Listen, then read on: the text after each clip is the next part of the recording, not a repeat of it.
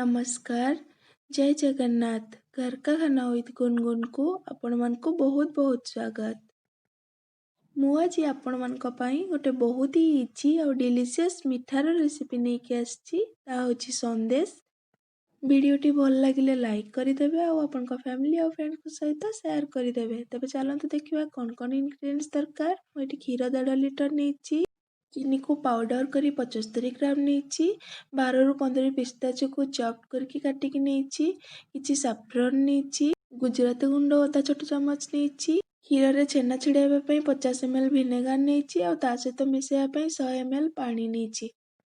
तेबे चलंतु देखिबा ए मिठा केमती बना जिवो। मु गैस ऑन करके गोटे पैन ले खीर को बॉयल होबा पई छाडी देछि। हमको खीर को फुटेकी कमेबार नहीं, बस ताको बॉयल करिबार अछि। खीर गोटे बॉयल आसिया पर्यंत न उतरिबा आमे सेतरे ए डंकीटा को रखी दबा, खीर उतरिबनी। सेई टाइम रे आमे जो 50 ml विनेगर नेथले सेटा 100 ml पानी सहित मिसेई कि छेना छिड़िया पई रखी दबा। जदि आमे डायरेक्ट विनेगर दबा ताले छेनाटा टाण हबो। खीर बॉयल हे आसलानी। एबे मु गैस रो फ्लेम को ऑफ कर दोछि और ताको गैस रो तलको ओल्हे देकी 4 रु 5 मिनिट पर्यंत ठंडा हबा पई छाड़ देउछि। ठंडा हबा पर आमे जो विनेगर और पानी को मिसेई कि नेथले सेतरो अल्प टिके टिके देकी एमती ताको कंटीन्यूअसली चलेइबे, जा द्वारा छेनाटा छिड़िबो।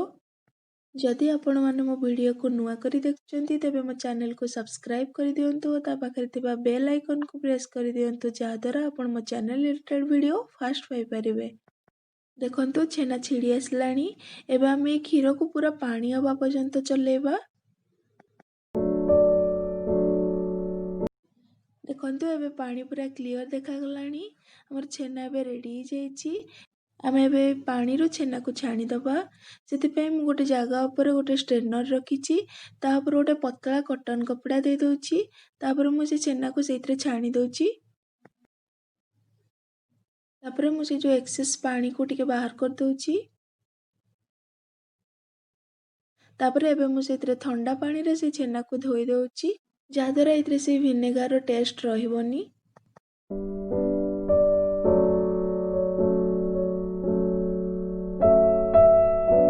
तापर आमे से छेना रो एक्सेस पानी को एमते चिपुड़ी के बाहर कर दबा।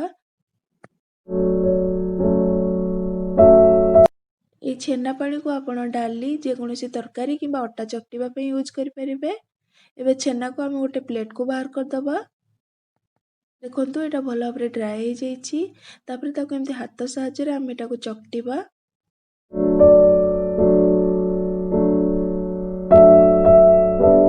आमे हाथ सहायता रे आको एमती चकटी कि ताको स्मूथ करिबा। जेमती आमे रसगुल्ला बनेला बेले चकटंती सेमती चकटीबा। छेना को 5 रु 6 मिनिट एमती दली दली चकटीबे, जा द्वारा एटा बहुत सॉफ्ट हे जिवो।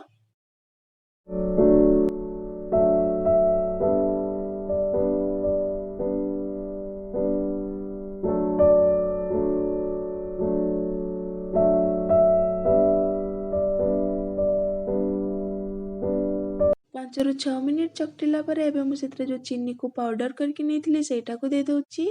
तापर मु सेते जो सैफरन नेथिली सेटा को भी दे दोची और जो पिस्ताचो नेथिली सेतरो अल्प किछि दोची आ किछि गार्निशिंग पई रखुची।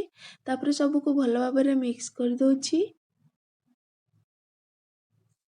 ताको हमें सब भलो भाबरे मिक्स करके और 2 रु 3 मिनिट पर्यंत एमती चकटिबा।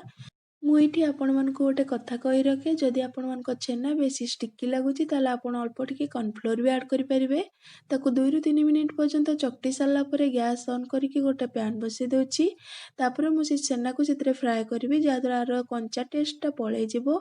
मने रखतो गैस रो फ्लेम पूरा लो ही रखिबे और ताको 3 रु 4 मिनिट पर्यंत एमती प्रेस करी करी कंटीन्यूअसली चलौथिबे, जा द्वारा छेनाटा हमरो सॉफ्ट हबो।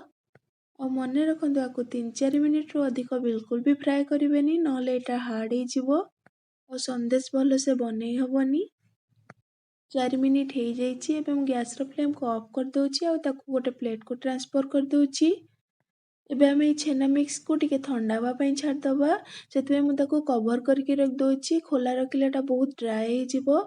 मैं हाथ रे चकटी पाला भलिया ठंडा हेले मु सेतरे जो गुजराती रो गुंड रखली सेटा को ऐड कर दोची। एबे ताको भलो भाबरे मिक्स करके आउ गोटे मिनिट पर्यंत ताको टिके एमती प्रेस करी करी चकटी दबा, जा द्वारा हम छेनाटा जदि टिके ड्राई जाइथिबो पुणी स्मूथ ही जिवो।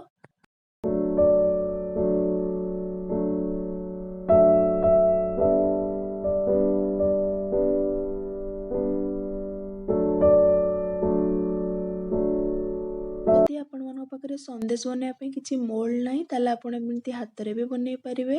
ଆପଣ ଲେମ୍ବୁ ସାଇଜ୍ର ଅଳ୍ପ କିଛି କିଛି ଛେନାକୁ ନେଇକି ତାକୁ ଫାଷ୍ଟ ଏମିତି ଚକଟିବେ, ତାପରେ ଏମିତି 2 ହାତ ସାହାଯ୍ୟରେ ଗୋଲ ଗୋଲ କରିକି ତାକୁ ପ୍ଲେନ୍ କରିବେ।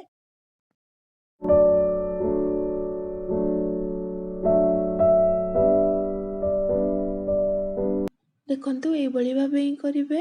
ଆଉ ଯଦି ଆପଣମାନଙ୍କ 2 ହାତରେ ସେଇଟା ଗୋଲ ଭଲସେ ହେଉନି ତାହେଲେ ମୁଁ ଆଜି ଆପଣମାନଙ୍କୁ ଗୋଟେ ଟ୍ରିକ୍ ବତେଇବି ଯାହାଦ୍ୱାରା ଏଇଟା ବହୁତ ଗୋଲ ହେଇପାରିବ।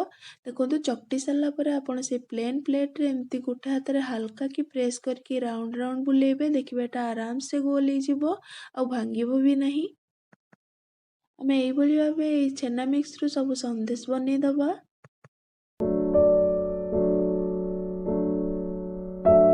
ଏବେ ଆମର ସବୁ ସନ୍ଦେଶ ରେଡ଼ି ହେଇଯାଇଛି। ଏବେ ଆମେ ତା ଉପରେ ପିସ୍ତାଚୁରେ ଗାର୍ନିଶ୍ କରିବା। ଆପଣ ଚାହିଁଲେ ଆଲମଣ୍ଡକୁ ବି ଚପ୍ କରିକି ଗାର୍ନିଶ୍ କରିପାରିବେ। ଆପଣ ଏମିତି 2-3ଟା ପିସ୍ତାଚୁ ପିସ୍ ନେଇକି ଲଗେଇକି ହାଲକା ପ୍ରେସ୍ କରିପାରିବେ କିମ୍ବା ଆଙ୍ଗୁଳି ସାହାଯ୍ୟରେ ଏମିତି ହାଲକା ପ୍ରେସ୍ କରିକି ପିସ୍ତାଚୁକୁ ଦେଇପାରିବେ।